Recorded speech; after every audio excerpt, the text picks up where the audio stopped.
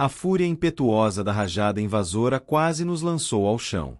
Era realmente uma bela noite de tempestade, singular e bizarra no seu horror e na sua beleza. Um redemoinho evidentemente percorria com toda sua força nossa vizinhança, pois havia frequentes e violentas alterações na direção do vento, e a excessiva densidade das nuvens, que andavam tão baixo que tocavam os torreões do edifício, não impedia que percebêssemos a velocidade com que elas fluíam na distância. Digo que nem mesmo a sua excessiva densidade não impedia que percebêssemos estas coisas, mas não tínhamos um vislumbre sequer da lua ou das estrelas, nem chegava até nós o resplendor do relâmpago. Mas a superfície inferior das enormes massas agitadas de vapor, assim como todas as coisas terrestres situadas imediatamente em torno de nós, brilhavam na claridade anormal de uma exalação gasosa, levemente luminosa e distintamente visível, a qual flutuava no ar e envolvia a casa. Você não pode estar a contemplar isso, disse eu, estremecendo, para Usher, puxando-o suavemente, da janela para uma cadeira. Essas aparências que o espantam são simples fenômenos elétricos não muito raros, e talvez tenham a sua origem fantástica nos miasmas do charco. Vamos fechar essa janela.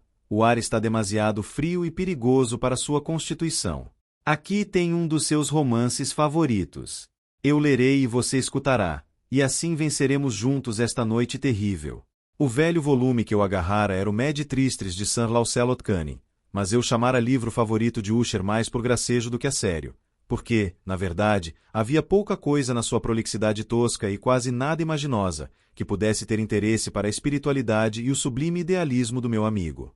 Era, todavia, o único livro imediatamente à mão, e eu alimentava uma vaga esperança de que a excitação que então agitava o hipocondríaco pudesse encontrar alívio, pois a história dos distúrbios mentais está cheia de anomalias semelhantes, mesmo nos excessos de tolices que eu devia ler.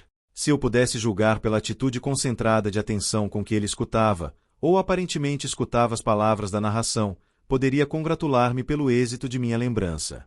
Eu chegará àquela parte muito conhecida da história, em que Ethelred, o herói do Tristres, tendo procurado inutilmente, por meios brandos, penetrar na habitação do eremita, resolve entrar à força. Nesta altura, o texto da narrativa diz: E Ethelred, que era um homem valente, e que estava agora ainda mais forte em virtude do generoso vinho que tomara, não esperou mais para parlamentar com o eremita, que, na verdade, era de caráter obstinado e maligno, mas, sentindo a chuva nos ombros, e receando o recrudescimento da tempestade, ergueu a massa e, desferindo golpes sobre golpes, abriu rapidamente um rombo na porta por onde podia entrar a sua manopla, e ora puxando a porta tenazmente, ora batendo com fúria, fez tudo em pedaços, levantando grande barulho da madeira seca, que alarmou e repercutiu por toda a floresta.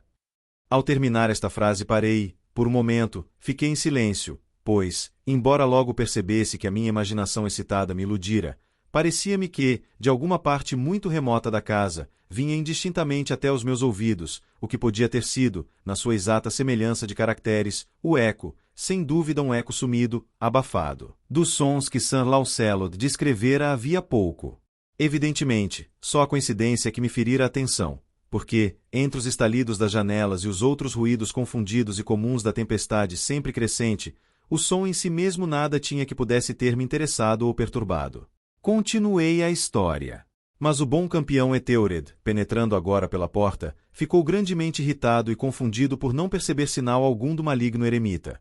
Mas, em lugar dele, um dragão escamoso de aspecto prodigioso, com uma língua ígnea, montava guarda diante de um palácio de ouro, com chão de prata, e da parede pendia um brilhante escudo de bronze com esta inscrição: Quem entrar aqui será vencedor, quem matar o dragão apoderar-se-á do escudo.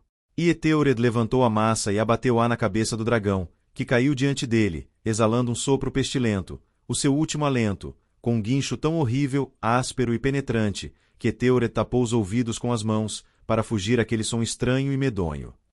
Aqui novamente fiz uma pausa, e agora com uma impressão de desconcertante estupefação, pois não havia dúvida nenhuma de que naquele momento eu efetivamente ouvia, embora me fosse impossível precisar de que direção provinha, um som agudo e irritante, prolongado, penetrante como um grito esganiçado, que parecia vir de longe. A reprodução exata daquilo que a minha imaginação concebera com relação ao bramido selvagem do dragão, conforme a descrição do escritor.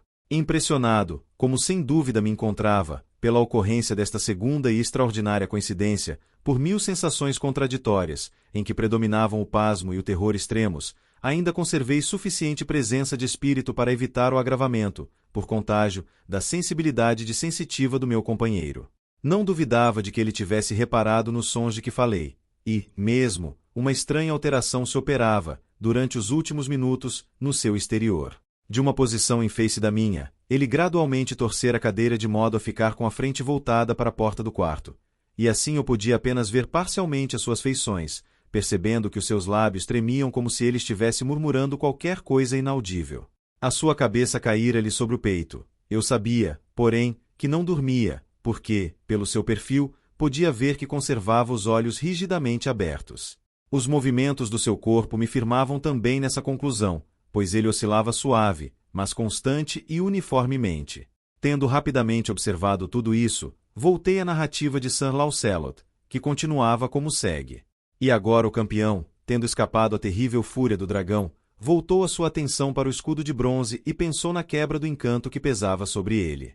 Afastou a carcaça para um lado e aproximou-se decididamente, pisando o pavimento de prata do castelo, do lugar onde pendia o escudo.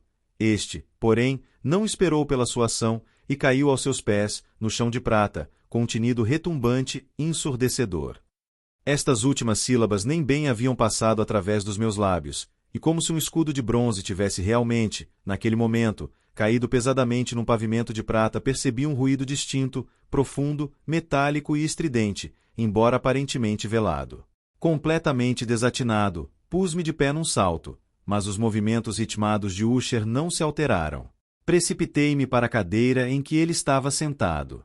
Seus olhos estavam fixamente perdidos no espaço, e em todo o seu rosto havia uma rigidez de pedra.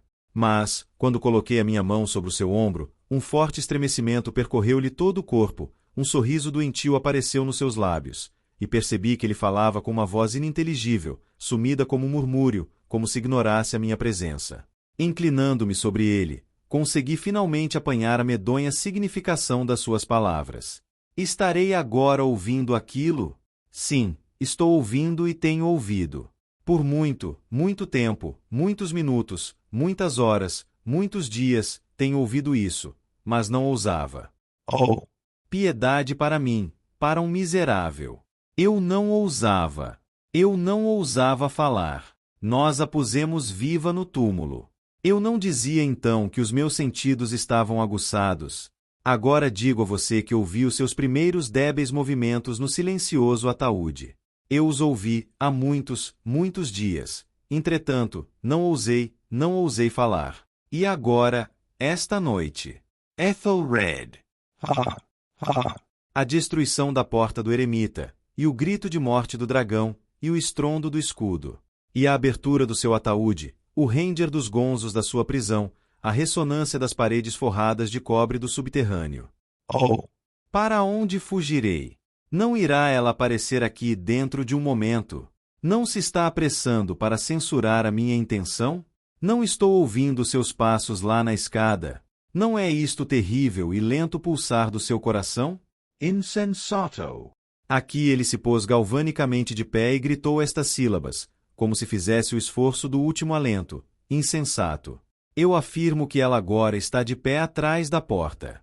Como se na energia sobre-humana da sua elocução houvesse o poder de um sortilégio, as enormes e antiquadas almofadas, para as quais ele apontava, recuaram vagarosamente, nesse instante, as suas graves bocas de ébano.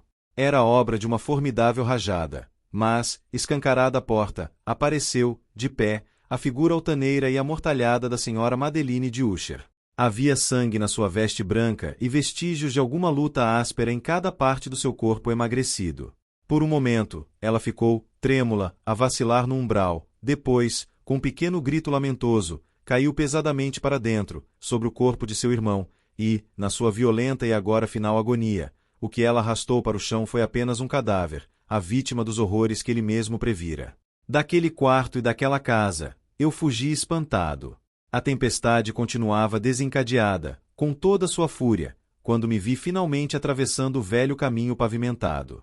De repente, surgiu ao longo do caminho uma luz estranha, e eu me voltei para ver de onde poderia ter saído uma claridade tão insólita, pois atrás de mim só havia a mansão com suas sombras. O resplendor vinha de uma lua no ocaso grande e cor de sangue, que agora brilhava vivamente através daquela fenda antes apenas perceptível, da qual eu disse que se estendia desde o telhado do edifício, fazendo zigue-zague, até ao alicerce. Enquanto eu olhava, esta fenda rapidamente se alargou, houve uma rajada mais impetuosa da ventania, o globo inteiro do satélite invadiu de repente o campo de minha visão. Meu cérebro sofreu um como desfalecimento quando vi que as grossas paredes ruíam, despedaçando-se, houve um longo e tumultuoso estrondo, com 1000 vozes de água, e a profunda e sombria lagoa aos meus pés fechou-se funebremente por sobre os destroços da casa de Usher.